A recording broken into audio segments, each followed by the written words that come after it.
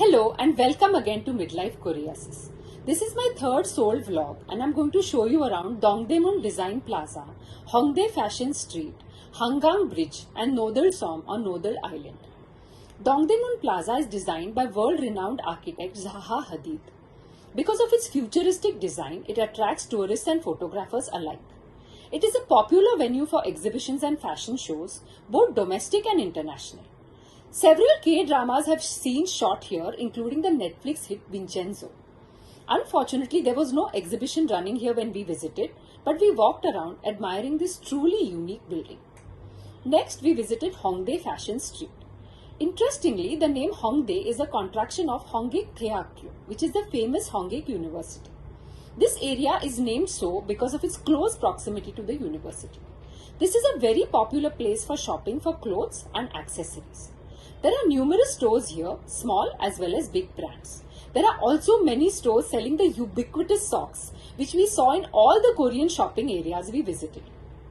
At Hongdae, I visited the H&M store and bought 3 t-shirts and a pack of earrings. They were 19,000 won each. The H&M store gave me the tax refund receipt with my bill of sale.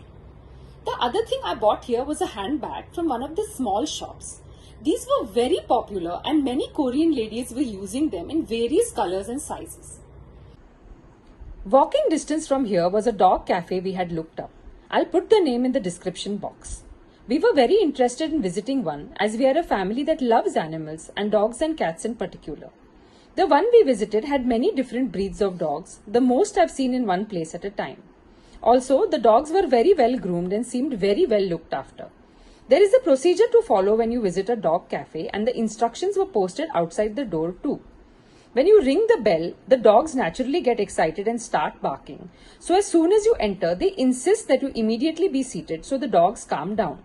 The fee per person is 10,000 won and for this amount you get to stay and play with the dogs for 30 minutes and you get a free beverage of your choice as well. We had fun petting the dogs and playing with them and watching them frolic among themselves as well and left only when our time was up. The Hangang Bridge. Hangang is the Han River and this is the iconic bridge over it. This is another of those landmarks in Korea that makes you feel like you've stepped into a K-drama. We then walked on to Nodal Som on Nodal Island.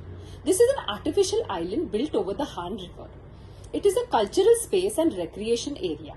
It has a bookstore, exhibition halls and a garden. There are also cafes and convenience stores here if you are thirsty or need a bite to eat. It is also a great place to take a break and just relax.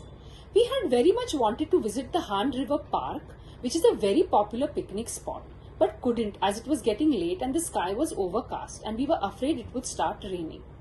So we made our way to the bus stop to return to our hotel in Myeongdong. This was an interesting day as we had explored the modern side of Seoul like Dongdaemun and Hongdae, as well as the Hangang area, which is such an important part of the country's history. I hope you liked the video. My next one is going to be about the fantastic and mesmerizing Myeongdong Street. So I hope you join me as I explore this magical place. Before I end this video, there are 2 important tips I want to share with you. The first one is about subway travel. On one occasion, we were traveling by subway. Now, when you approach the turnstile, you have to tap your T-Money card on the little screen next to it and then it springs up to let you pass. There are also some stations where there is no metal bar. The light on the screen is red and when you tap your card, it turns to green and you can pass. So on this occasion, my family passed through and when I tapped my card, the machine beeped loudly and would not let me pass.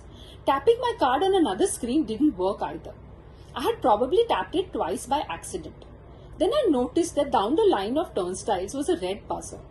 I held that down and a lady answered. In Korean I said, "I'm a foreigner, please help me. Vegogineo, thua chuseyo." In a matter of seconds the official came there. She tapped my card on the machine she had brought with her, presumably to confirm that I had really just used it. Then she used her card to let me through. I'm sure if you press down the buzzer and say please help, they will understand and come to your aid too.